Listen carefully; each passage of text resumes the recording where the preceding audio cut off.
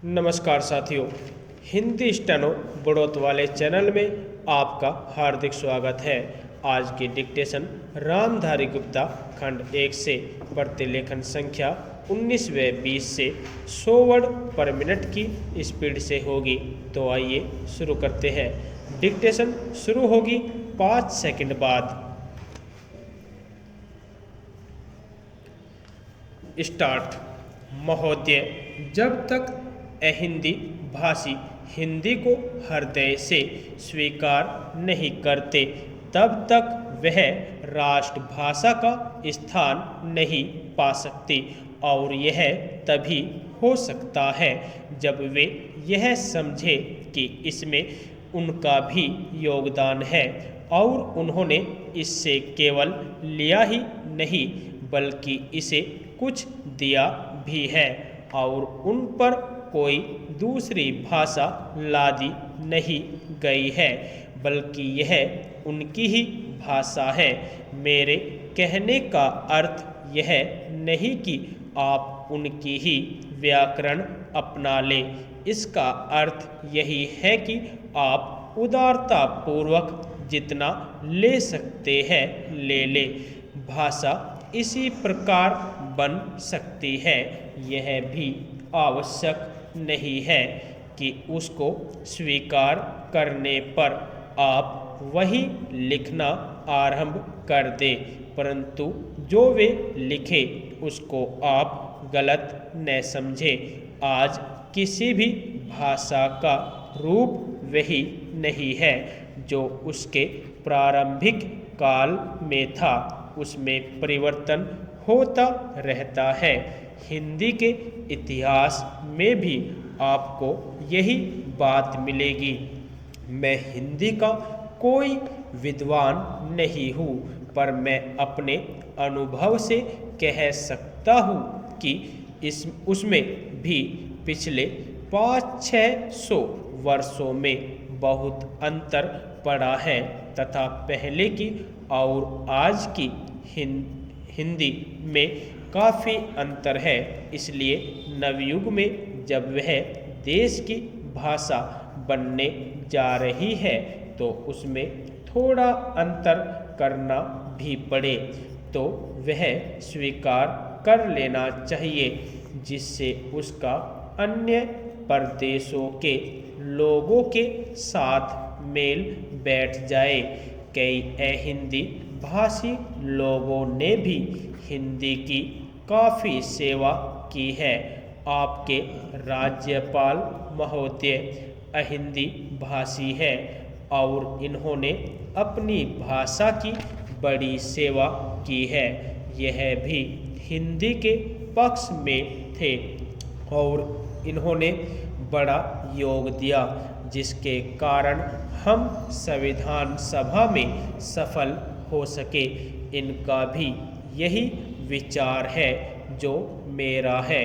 मैं चाहता हूँ कि इनको भी हिंदी की सेवा करने का अवसर दिया जाना चाहिए। उसका फल हिंदी के लिए और देश के लिए अच्छा ही होगा। मानपत्र में आपने संस्कृत के संबंध में कहा है। मैं मानता हूँ कि हमारे देश में संस्कृत का अध्ययन आवश्यक है, क्योंकि देश की सभी भाषाओं का स्रोत वही भाषा है। संस्कृत से हमारा संबंध अटूट है। इसकी पढ़ाई लिखाई कम हो गई है। यह हमारे लिए दुख की बात है। मैं आशा करता हूँ कि इसकी उन्नति होगी।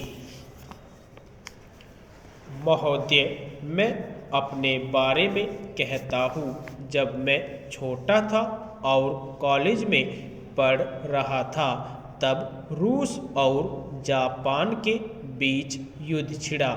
उस समय समाचार पत्रों में जापान के संबंध में बहुत सी बातें छपा करती थी। उनमें एक बात यह भी थी कि जापान में समूरिया जाति के लोगों ने अपने सब अधिकार वहाँ के राजा को दे दिए थे। उसके बाद जापान बड़ी उन्नति कर सका। हम लोग यह पढ़कर आश्चर्य और सराहना करते थे। उससे बढ़कर हमारे यहाँ के लोगों ने स्वराज्य स्थापित होने के बाद 1-2 वर्ष में एक उदाहरण उपस्थित करके दिखाया। हम भी अपने हजारों वर्षों के इतिहास को नहीं भूलेंगे। जो रियासतें अलग अलग स्थापित हो गई थी और एक प्रकार से भारत कई टुकड़ों में बटा हुआ था, वे सब टुकड़े एक हो गए। आज ब्रिटिश भारत और देशी रियासतें मिलकर एक हो गई है। उसके बाद हमारे सामने यह प्रश्न आया कि भारत के लोग केवल स्वराज्य से ही सुखी नहीं हो सकते, उनको किसी न किसी प्रकार सुखी बनाना है। इस संबंध में सरकार ने अपनी ओर से प्राय सभी राज्यों में जमींदारी और जागीरदारी उन्मूलन के कानून उपस्थित किए और वे कानून पास हुए। प्रसन्नता की बात तो यह है कि बहुत से स्थानों में कानून उन लोगों की स्वीकृति से तथा उन लोगों की सलाह से पास किए जिनकी जमींदारी और जागीरदारी समाप्त हो जानी थी।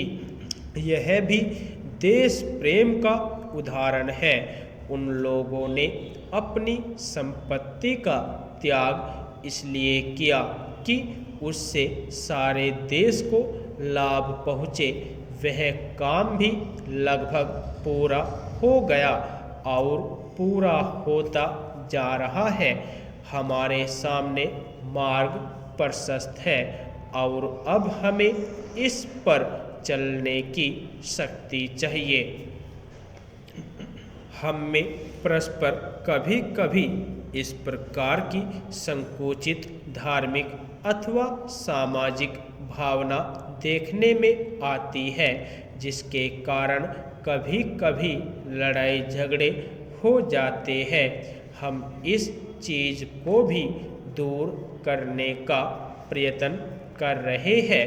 हमारे संविधान में स्पष्ट बता दिया गया है कि कोई चाहे किसी भी धर्म का क्यों न हो, किसी भी जाति का क्यों न हो, इस देश में सबको समान अधिकार है।